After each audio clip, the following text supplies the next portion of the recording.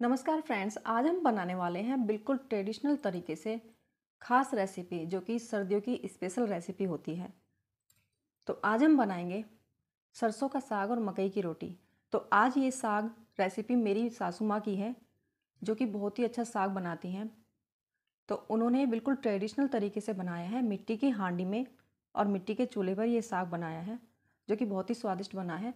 तो इसके लिए सबसे पहले हमने सरसों और पालक को ले लिया है। तो यहाँ पर मैंने 1 किलो सरसों का साग लिया है और आधा किलो पालक। तो इसको मैंने एक बार पहले ही वॉश कर लिया है। तो इसकी डंडियाँ आगे से काट देंगे। बाजार से तो ये काटी हुई आती हैं, लेकिन ये हमने अपने खेतों से लिया है। तो इसको आगे से काट कर इस तरह से पालक को काट लेंगे। साग काटने का भी ये ट्रेडिशनल तरीका है। हमारे यहाँ पर इसको दनात बोलते हैं या बड़ा नाइफ बोलेंगे।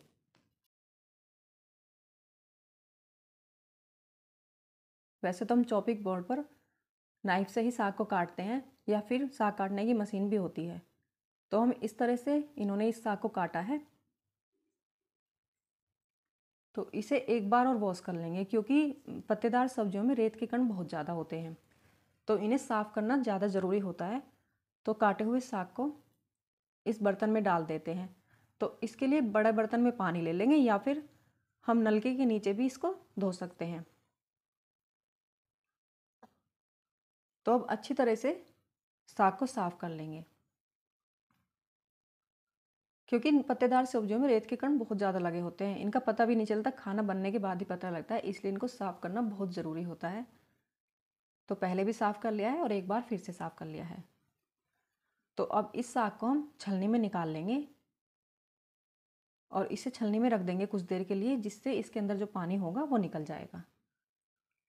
तो इस तरह से साग बिल्कुल तैयार है। इसे बनाने की प्रोसेस पर चलते हैं।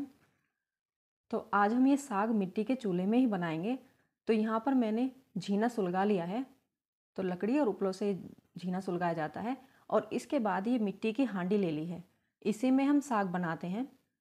तो मिट्टी की हांडी को साफ़ कर लिया है और इसे चूल्हे के ऊपर रख दिया है। तो इसमें हम करीब 1 लीटर पानी ले लेंगे। तो ये साग हमें बिल्कुल तेज़ आंच पर ही पकाना है। तो पानी को उबलने तक इसी तरह रख देंगे। तो अब पानी में उबाल आ गया है। तो ये काटा हुआ साग हम पानी में डाल देंगे, इस हांडी में डाल देंगे।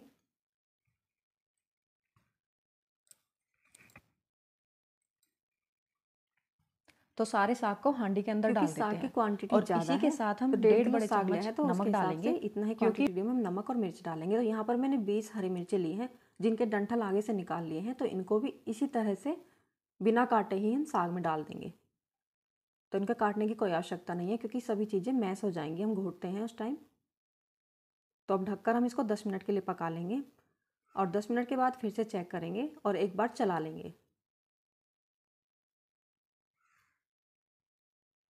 तो एक बार चला लेते हैं।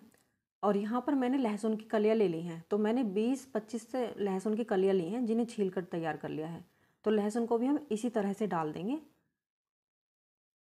और इसको अच्छी तरह से चलाकर फिर से ढककर 10 मिनट के लिए पका लेंगे।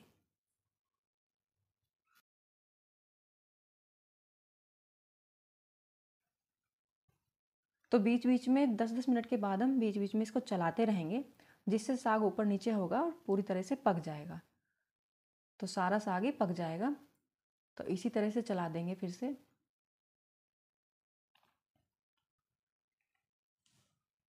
तो अब फिर से इसको ढक देते हैं और 10 मिनट के बाद फिर से चेक करेंगे। तो अब 10 मिनट के बाद देखिए हम एक बार फिर से चला देंगे और ये मैंने अदरक का पेस्ट लिया है। तो 2 बड़े चम्मच अदरक का पेस्ट ले लिया है। क्योंकि साग की क्वांटिटी भी ज़्यादा है तो हम इसमें सभी चीज़ें ज़्यादा मात्रा में ही डालेंगे। तो अब इसको भी हम चलाकर मिला लेते हैं, जिससे अदरक पूरी तरह से साग में मिल जाएगी। और फिर से इसे ढककर हम पका लेंगे। तो करीब 1 घंटे तक हमने इस साग को तेज़ आंच पर पकाया है, तभी ये साग बहुत ही टेस्टी बनता है। तो अब फिर से चला लेंगे।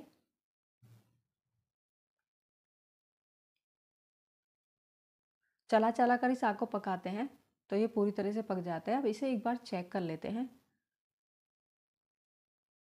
तो साग बिल्कुल सॉफ्ट हो गया है और पक भी गया है। तो अब इसे कुछ देर के लिए और पका लेंगे। तो 10 मिनट के लिए और पका लेंगे ढककर। और इसके बाद आगे की तैयारी करेंगे।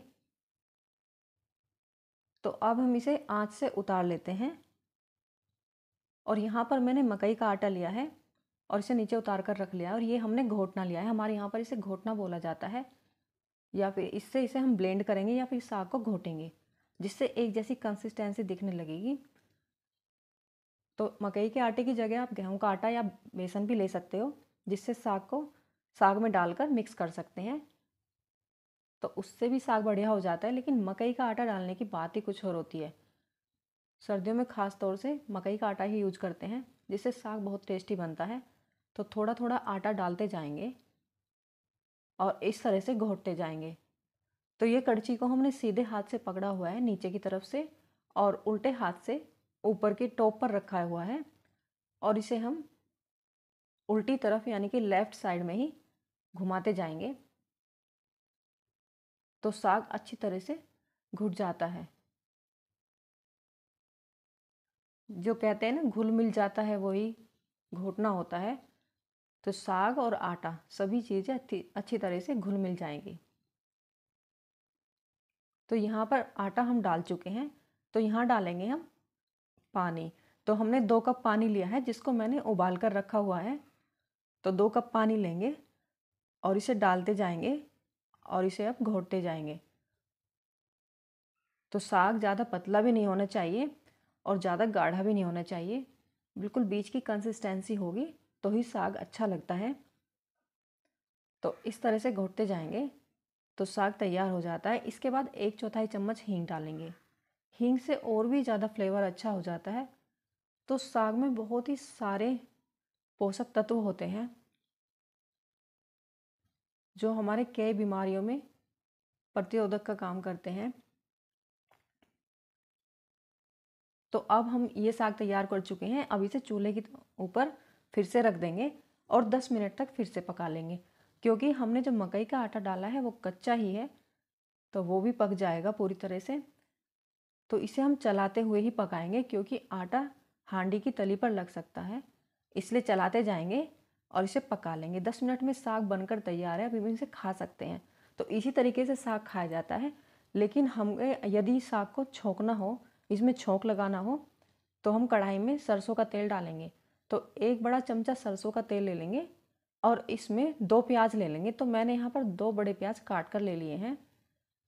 तो इसको डालेंगे और सुनहरा होने तक भून लेंगे। तो इससे साग और ज़्यादा अच्छा लगने लगता है। तो फ्रेंड्स, यदि आपको मेरी रेसिपीज़ पसंद आती हो तो मेरे चैनल को सब्सक्राइब ज़रूर करें और बेल आइकन को प्रेस कर दें, जिससे आने वाली हर वीडियो की नोटिफिकेशन आपको मिलती रहे।